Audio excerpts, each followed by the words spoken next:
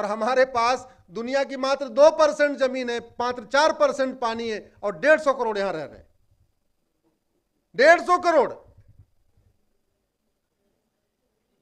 न यहां कोई गरीबी खत्म कर सकता है, न कुपोषण खत्म कर सकता है, न प्रदूषण खत्म कर सकता है, न अपराध, जब तक जनसंख्या नियंत्रण कानून नहीं बनेगा। और वो भी आज बनाए तो 20 साल के बाद इसका हमें लाभ मिलेगा। ऑलरेडी इतने हो चुके हैं। आज अगर हमारे दो स्ट्रिक्टली बना दें तो कम से कम 20 साल के बाद हमें इसका थोड़ा सा लाभ मिलना शुरू हो जाएगा। लेकिन आज भी अभी जैसे ही चर्चा होती है तो कुछ तथाकथित सेकुलर लोग, पता नहीं फॉरेन फंडेड लोग हैं, देश विरोधी देशद्रोही पत्रकार भी हैं, लेखक भी हैं, बुद्धिजीवी भी हैं, बहुत सारे उसमें सांसद विधायक भी हैं, कहते नहीं नहीं नहीं नहीं, ये तो बच्चा पैदा करना ये तो हमारा अधिकार है।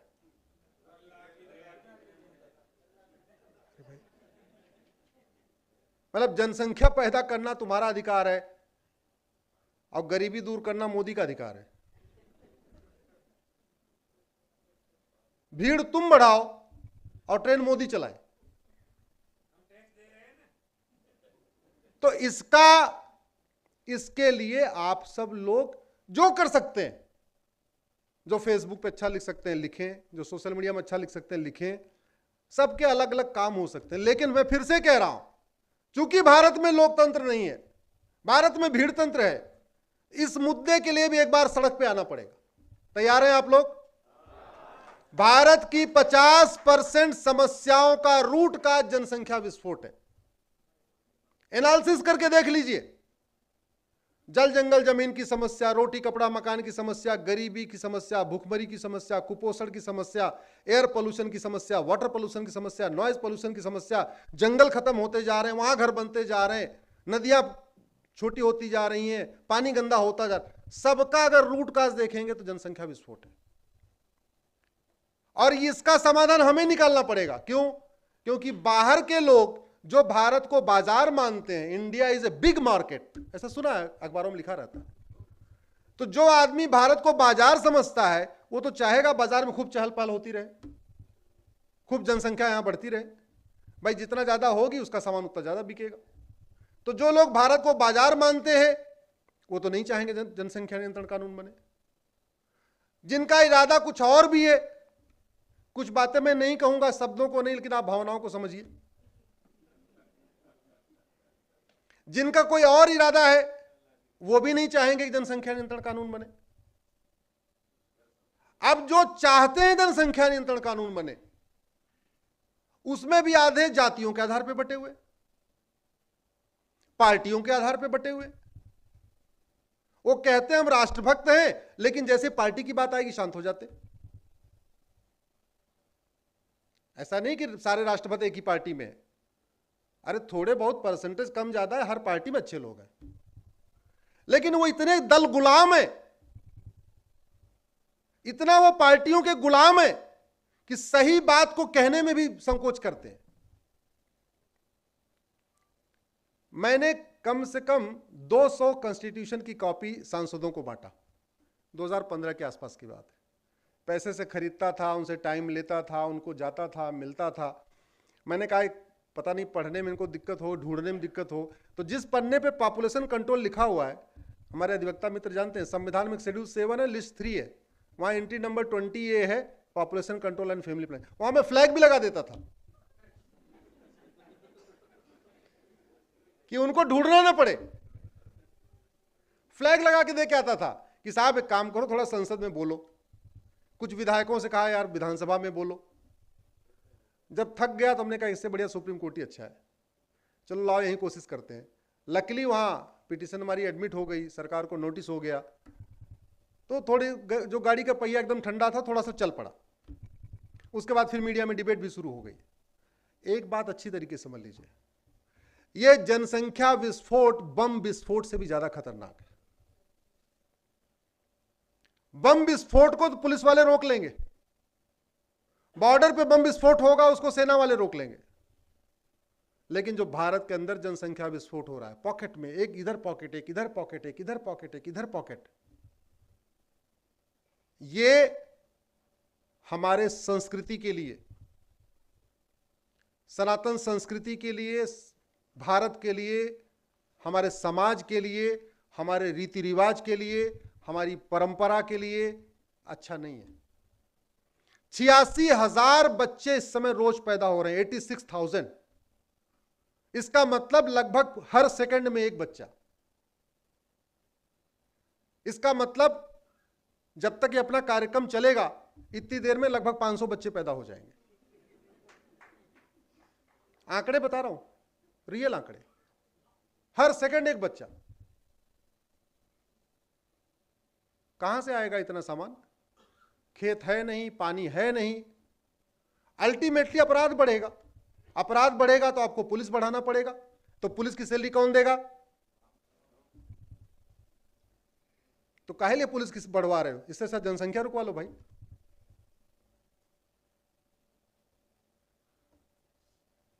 और इसके लिए इनफैक्ट मैं कह रहा हूं जनसंख्या नियंत्रण कानून बनाने की बजाय, चूंकि बहुत देर हो गया, ये पहले बन गया होता तो सही था, लेकिन मामला बहुत आगे बढ़ गया। तो जैसे बीमारी शुरुआत में बीमारी 2 टैबलेट में ठीक हो जाती है, लेकिन बुखार अगर हो जाए तो 2 टैबलेट खाइए ठीक हो जाएगा। लेकिन अगर देर तक इलाज नहीं किया बुखार को तो टाइफाइड हो जाएगा। टाइफाइड हो जाएगा तो आपको 5-6 गोली खानी पड़ेगी, आपको दवा बदलनी पड़ेगी। अब तो स्थिति आ गई है कि केवल जनसंख्या नियंत्रण कानून से बात नहीं बनेगी, केवल यूनिफॉर्म सिविल कोड से बात नहीं बनेगी। हमको एक देश एक नागरिक संहिता लागू करना पड़ेगा। आज का विषय है एक भारत श्रेष्ठ भारत। इसको समझिए, एक भारत तब बनेगा जब जो कानून राजकोट के लोगों के लिए है वही कानून लखनऊ के लोगों के लिए हो, वही कानून केरल के लोगों के लिए हो, वही कश्मीर के लोगों के लिए हो। जो कानून हिंदू पे लागू हो वही मुस्लिम पे लागू हो, वही पारसी पे हो, वही ईसाई पे हो। तब तो बनेगा एक भारत। और श्रेष्ठ भारत तब बनेगा जब भारत का हर कानून दुनिया का श्रेष्ठतम कानून हो। एक भारत तब बनेगा जब हर कानून सब पे लागू हो। श्रेष्ठ भारत तब बनेगा जब हर कानून हमारा सबसे अच्छा हो। क्योंकि हम ऑलरेडी रेस में बहुत पीछे हो चुके हैं, तो अगर हम आज की डेट में भी चाइना जैसा कानून बनाएंगे तो भी हम चाइना से पकड़ नहीं पाएंगे, हमारा गैप हो चुका है। आज की डेट में अमेरिका जैसा कानून बनाएंगे तो भी हम अमेरिका को बराबर नहीं आ पाएंगे, क्योंकि हम ऑलरेडी पीछे हो चुके हैं। अब तो हमें उनसे भी बहुत आगे जाना पड़ेगा। इसलिए मैं कहता हूं अब समय आ गया है कि भारत में 1 नेशन 1 सिविल कोड लागू किया जाए। उसको आप इंग्लिश में कह सकते हैं इंडियन सिविल कोड लागू किया जाए।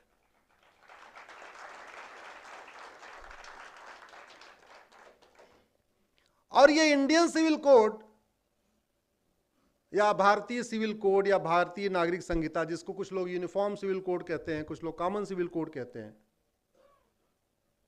इसको हमें अब थोड़ा और डिटेल करके जाना पड़ेगा। इसको चैप्टर वाइज बना सकते हैं। जैसे आपकी डायरी होती है, डायरी में आपके 12 महीने होते हैं। अगर आपको 12 महीने की अलग अलग डायरी दे दिया जाए तो आपके लिए मेंटेन करना आसान होगा, या एक डायरी हो उसमें 12 महीने हो तो आसान होगा?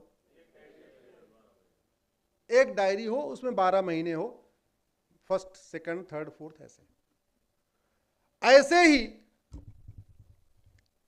भारत की सरकार को तत्काल एक इंडियन सिविल कोड बनाना चाहिए। उसमें 12 चैप्टर डाल दें। Chapter number 1 age of marriage, कि भारत में शादी विवाह की उम्र कितनी होगी, मिनिमम एज ऑफ मैरिज। मैंने 2018 में पीआईएल फाइल किया एक, कि भाई भारत में संविधान है, संविधान का मतलब समान विधान, संविधान का मतलब सबके लिए एक जैसा विधान, तो ये लड़की की शादी की उम्र अलग अलग क्यों चल रही है? किसी की 18 साल, किसी की 9 साल क्यों चल रही है? आपको जान के आश्चर्य होगा, आज भी भारत में लड़कियों की शादी की उम्र 9 साल भी है। सबकी नहीं, सबकी नहीं, वो बिटिया चौंक गई, सबकी नहीं।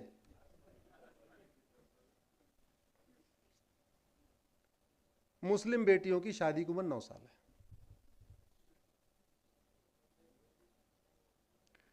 125 देशों में शादी विवाह की उम्र समान हो चुकी है। जब मैंने इस पर रिसर्च किया, काम शुरू किया, जब मुझे PIL फाइल करना था, थोड़ा हमने इंटरनेशनल पूरा रिसर्च शुरू किया, तो पता चला 125 देशों में शादी विवाह की उम्र समान है। लड़का और लड़की की शादी की उम्र समान होती है, कहीं 20 है, कहीं 21 है, कहीं 19 है, जो भी है, लेकिन इक्वल है, सबकी बराबर है। WHO कह रहा है कि शादी की उम्र बढ़ाओ, सबकी एक बराबर करो। NHRC कह रहा है शादी की उम्र सबकी बराबर करो। ह्यूमन राइट वाले कह रहे हैं सबकी शादी की उम्र बराबर करो। नेशनल वीमेन कमीशन कह रहा है सबकी शादी की उम्र बराबर करो।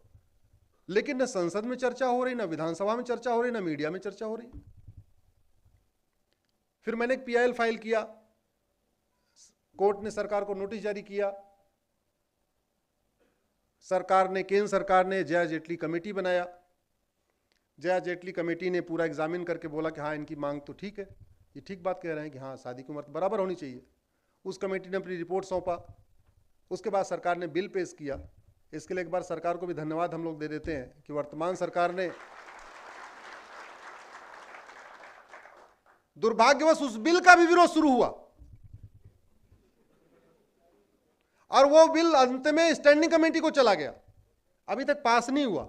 इसलिए आज भी शादी की उम्र अभी 18 और 9 ही चल रही है। जब तक कानून नहीं आ जाएगा, हम कह रहे हैं भैया 18 कर दो, 19 कर दो, 20 कर दो, जो भी करना है। ये अलग अलग क्यों है? विवाह की उम्र 18 साल और निकाह की उम्र 9 साल, ये कैसे चलेगा? भारत में संविधान है ना, तो वो तो सबके लिए बराबर होना चाहिए। तो इसलिए मैं कह रहा हूं, एक इंडियन सिविल कोड बनाइए। Chapter number 1 age of marriage, chapter number 2 grounds of divorce, किस किस आधार पे तलाक हो सकता है। हिंदू बेटियों का अगर डिवोर्स लेना होगा कोर्ट, मुस्लिम बेटियों का आज भी ट्रिपल तलाक भले खत्म हो गया, तलाके हसन, तलाके हसन, तलाके बाइन, तलाके किनाया चल रहा है, 4 तरीके का आज भी चल रहा है। चैप्टर नंबर 3 उसमें डालिए, प्रोसीजर ऑफ डिवोर्स, कैसे तलाक हो, नहीं ले सकते, दूसरी शादी कर सकते।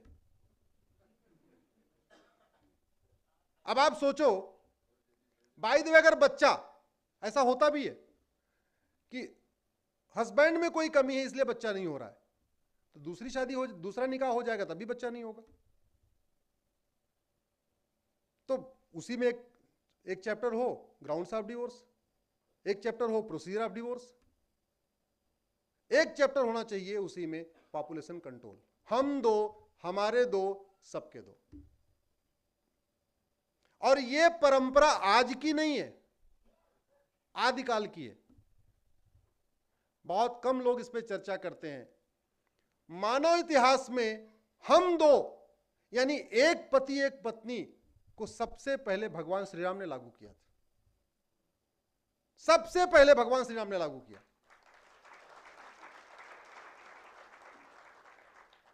भगवान राम ने एक विवाह किया, लक्ष्मण जी ने एक विवाह किया, भरत जी ने एक विवाह किया, शत्रुघ्न जी ने एक विवाह किया। और मानव इतिहास में हम दो, हमारे दो, इसको लागू करने वाले भी भगवान राम है। भगवान राम के 2 बच्चे, लक्ष्मण जी के 2 बच्चे, भरत जी के 2 बच्चे, शत्रुघ्न जी के 2 बच्चे। हमारी जब इतनी बड़ी परंपरा रही है तो हम उससे सीख क्यों नहीं रहे? ना हम अपने परंपरा से सीख रहे हैं, ना जो संविधान में लिखा हुआ है शेड्यूल 7 में पॉपुलेशन कंट्रोल प्लानिंग, उससे सीख रहे। चर्चा ही नहीं कर रहे। 86,000 बच्चे पर डे पैदा होते जा रहे, यानी 2023 में 3.25 करोड़ बच्चे पैदा हो जाएंगे। इसमें से 50% से ज्यादा गरीबी रेखा के नीचे पैदा हो रहे। 80 करोड़ लोग आज गरीब है। आपने सुना होगा ना, 80 करोड़ लोगों को राशन दिया जा रहा है। हालांकि ये 80 करोड़ लोगों को राशन दिया जा रहा है, ये गर्व की बात है, शर्म की बात है, ये आप लोग तय करिए। ये इस पे गर्व करना चाहिए, शर्म करना चाहिए। तो अगर 80 करोड़ आ जाए, 3.25 करोड़ 2022 में पैदा हो जाएंगे, 23 में पैदा हो जाएंगे।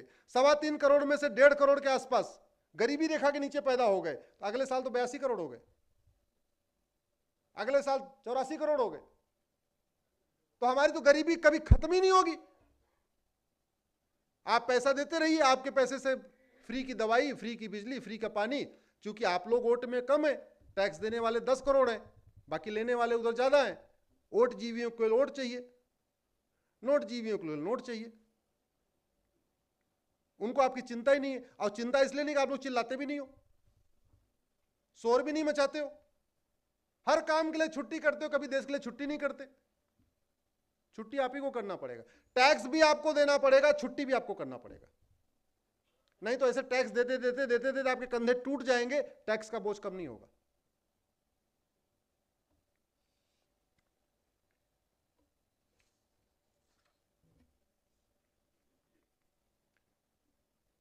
आप